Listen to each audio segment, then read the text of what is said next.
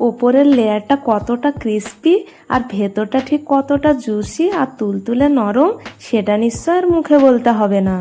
Hello viewers, আজকে তৈরি করছি রেস্তোরাঁ চেয়েও সেরা স্বাদের চটপটা আস্ত তেলাপিয়া ফ্রাই।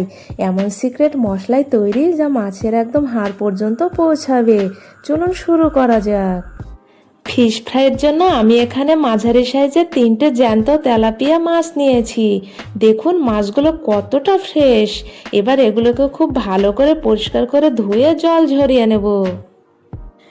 মাছগুলো খুব ভালো করে পরিষ্কার করে নেওয়ার পর একটা ধারালো ছুরি দিয়ে এর দুই পিঠে এভাবে গভীর করে দাগ কেটে নিচ্ছি।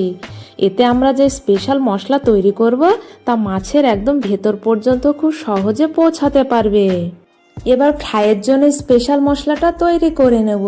একটা বোলে নিয়ে নিচ্ছি লেবুর রস, সয়া সস, টমেটো কেচাপ, আদা বাটা, রসুন বাটা, লবণ, হলুদ, লাল লঙ্কা গুঁড়ো, জিরে, ধনে এবং গরম মশলা গুঁড়ো, আর ক্রিস্পি করতে দিয়ে দিচ্ছি কর্নফ্লাওয়ার।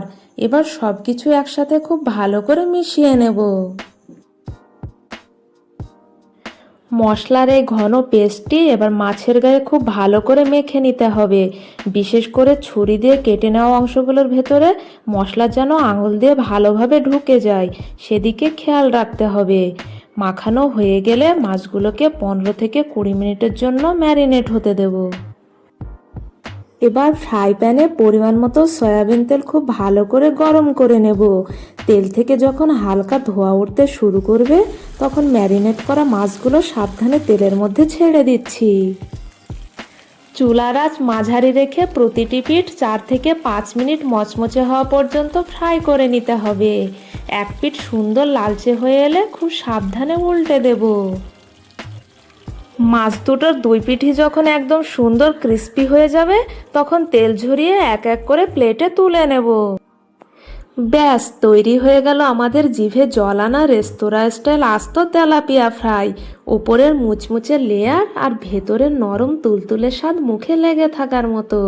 ওপর থেকে সামান্য সতেজ কারি পাতা, পেঁয়াজের রিং আর লেবু ছড়িয়ে পরিবেশন করুন ধোয়া ওঠা গরম ভাতের সাথে। রেসিপিটি ভালো লাগলে লাইক কমেন্ট করতে ভুলবেন না, আর এমন সুন্দর রান্নার জন্য চ্যানেলটি সাবস্ক্রাইব করে রাখুন। আজ এই পর্যন্তই, ধন্যবাদ।